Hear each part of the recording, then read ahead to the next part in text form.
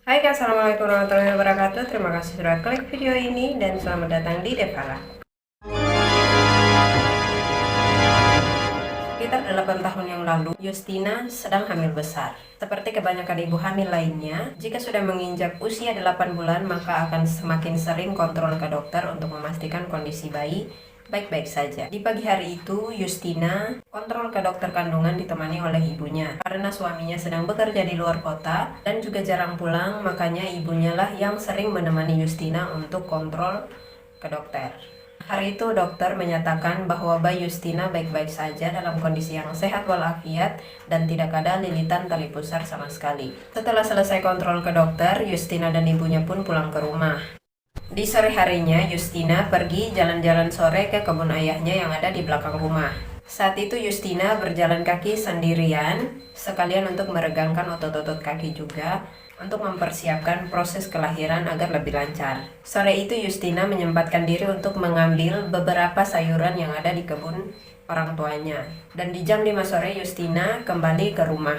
Saat tiba di rumah, Justina langsung mandi dan memasak sayuran yang dipetiknya dari kebun tadi. Justina ini tinggal di rumahnya bersama kedua orang tuanya dan juga neneknya. Setelah selesai makan malam bersama keluarganya, Justina pun pergi ke kamar untuk tidur. Sementara nenek dan kedua orang tuanya menonton televisi di ruang tengah rumahnya. Malam itu sekitar pukul setengah 1 malam, Justina terbangun karena ingin kencing.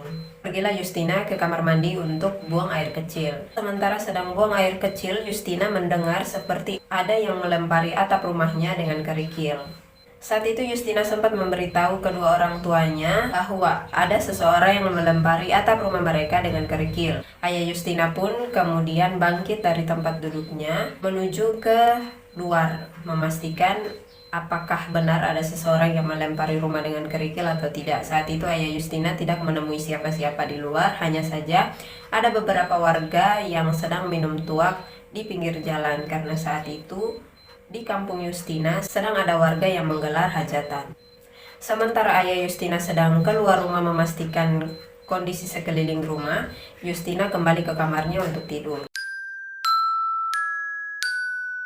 Di malam hari itu Justina masih bisa merasakan bayinya yang sangat-sangat aktif menendang-nendang perutnya, hingga membuat Justina agak sedikit kesulitan untuk tertidur kembali. Tapi kurang lebih di jam 2 malam Justina akhirnya tertidur. Di dalam tidurnya Justina sempat bermimpi didatangi oleh sosok nenek-nenek yang muncul dari kebun belakang rumahnya.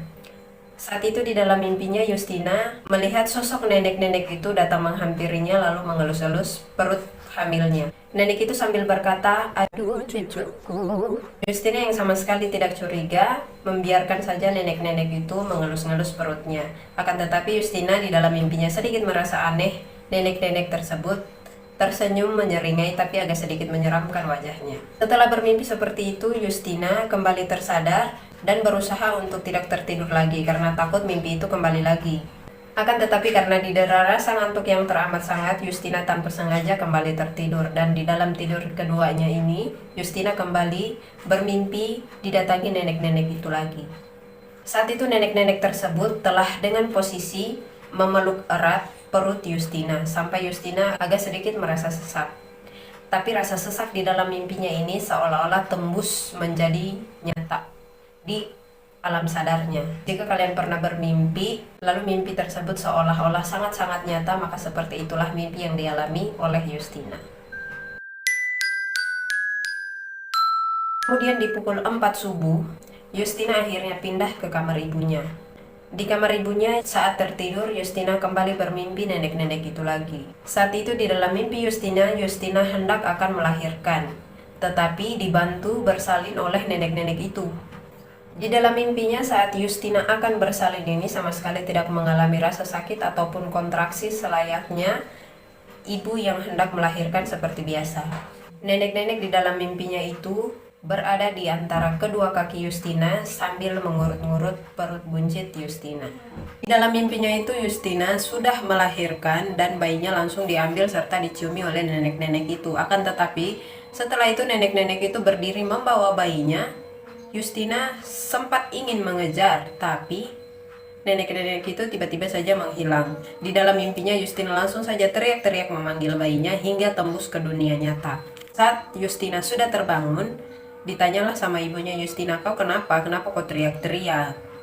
Justina langsung bilang, saya tadi mimpi ada nenek-nenek yang mau bantu saya melahirkan. Terus saya sudah melahirkan dan bayiku itu dibawa lari, dia tiba-tiba menghilang bersama bayiku.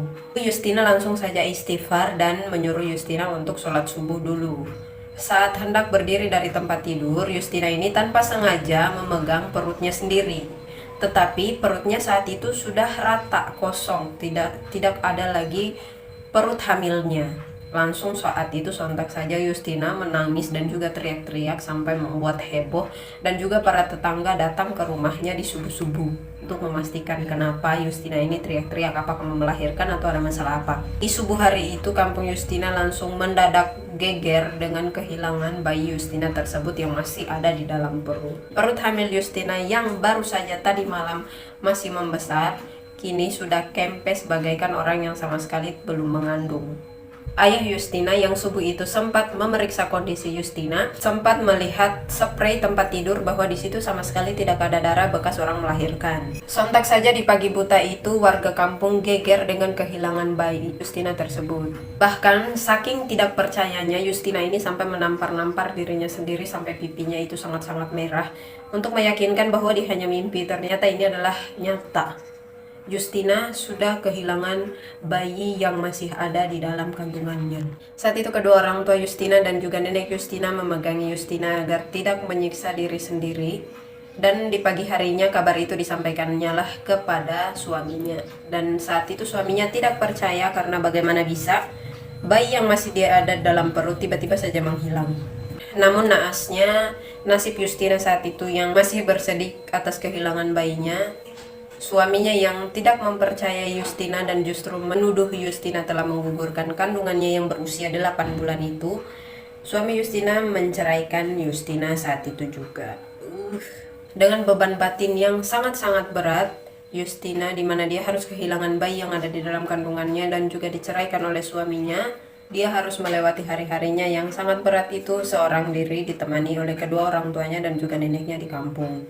Bertahun-tahun Justina melawan rasa traumanya dan juga mengobati sendiri rasa kehilangan anaknya itu. Akhirnya kini Justina sudah kembali menikah lagi dengan lelaki lain, akan tetapi belum dikaruniai momongan. Kita doakan semoga Justina segera mendapatkan momongan sebagai pengganti dan juga hidup bahagia selama-lamanya. Amin. Sekian cerita horor kali ini, sampai ketemu di edisi horor berikutnya. Jangan lupa untuk klik like-nya jika suka video ini, klik subscribe dan aktifkan juga lonceng notifikasinya. Saya pamit undur diri. Wassalamualaikum warahmatullahi wabarakatuh.